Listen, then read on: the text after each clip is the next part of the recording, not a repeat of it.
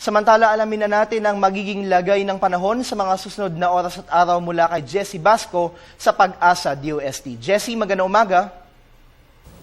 Magandang umaga, Pilipinas, live mula sa Pag-asa DOST at alamin na po natin ang latest sa lagay ng panahon. Kaugnay po sa low pressure area na mataan po ito 350 kilometers, silangan po yan ng Baler Aurora na hanggang ngayon po, hanggang kasalukuyan ay nasa karagatan pa rin po ito. Ayon kay Pag-asa Weather Forecaster Glycis Culyar, ay mataas na po ang chance na malusaw itong low pressure area, lalo na po pag lumapit yan sa ating kalupaan. Patuloy pa rin po ang kilos nito, west-northwest at inaasahan nga po within 12 to 48 hours ay malulusaw na itong LPA. At kaugnay naman po dito, meron pa tayong panibagong cloud clusters na naman na binabantayan. At yan po ay nasa loob ng ating area of responsibility. So kung makikita nyo, medyo hindi pa po organized itong cloud cluster na ito, kaya hindi pa siya matatawag na low pressure area. Pero patuloy po nating babantayan ang developments ng mga kaulapan na ito.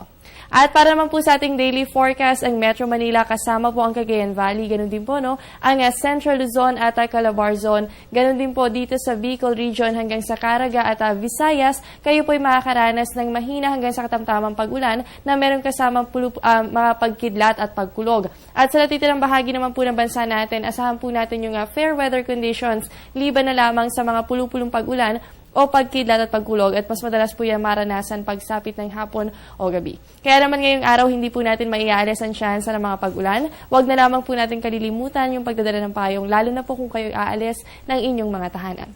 At sa aming pagbabalik, alamin po natin ano nga ba ang normal rainfall data para sa buwan ng September. Yan makalipas ang isang paalala. Ano nga ba ang normal rainfall data para sa buwan ng September? Ayon po sa Pag-asa, meron po tayong for Quezon City dito sa Science Garden. Yan po ay nasa 451.2 millimeters. At para naman po sa Port Area, Manila, aabot po yan sa 355.1 millimeter. At sa Naiya, Parañaque, meron po kayong normal rainfall data na 255.2 millimeters. So ito po ay naitatala po yan or naitala yan simula 1981 hanggang 2010. Nagbabago po ang mga datos na to, lalo na kapag pinaiigting ng isang bagyo o kaya naman ng mga tropical cyclones o sama ng panahon, yung mga pag-ulan. So yung mga datos po na ito, reference lamang po natin yan para sa normal rainfall data.